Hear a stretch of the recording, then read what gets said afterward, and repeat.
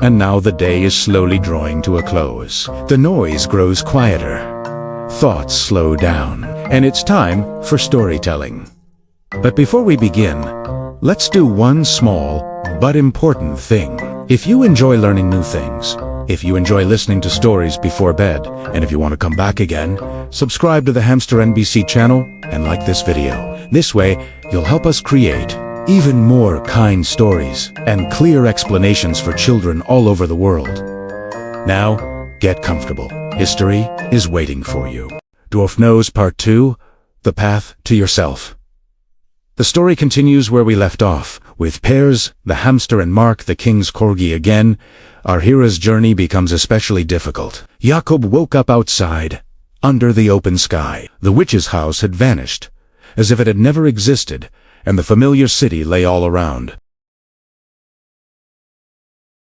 But when he knocked on the door, no one recognized him. His mother looked at him with fear and sent him away, thinking she was seeing a strange dwarf. Mark quietly says that it's the saddest moment when your home becomes a stranger. Jakob realized that to the world, he was no longer the boy he once was. He had become Dwarf Nose, and now he had to learn to live anew. He wandered the streets, hungry and tired, until one day he smelled a familiar scent. It was the smell of food.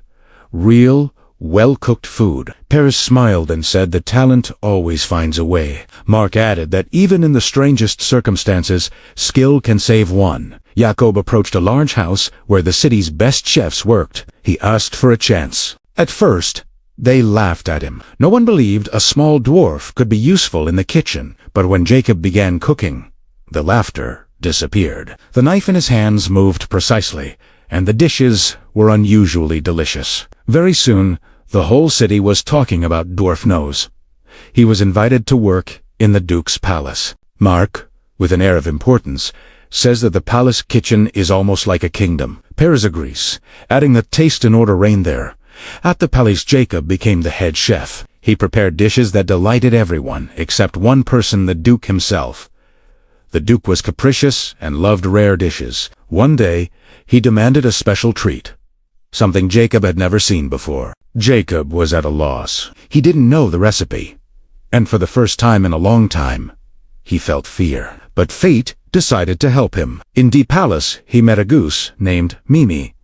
She spoke with a human voice, and turned out to be an enchanted girl. Pears explains that in fairy tales, such encounters are not accidental. Mark adds that help comes when the hero is ready to accept it. Mimi knew secret recipes and understood magic better than anyone else. She told Jakob about an herb that could break a witch's spell. This herb grew far away and was very rare, but there was no other way.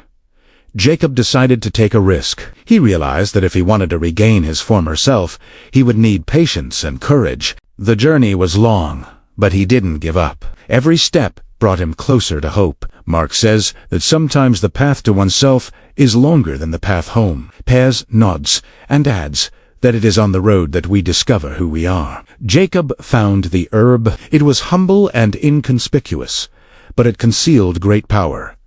From that moment, fate began to change. But the final decision was still ahead. And here we pause again, because in the next part, the denouement awaits us, the return of our true self, and a lesson that stays with us forever. If you listen to this story before bed, let it remind you that even when the world doesn't recognize you, your skills and kind heart remain with you. In the next episode, we will find out whether Jakob will be able to break the curse and who he will become after all the trials.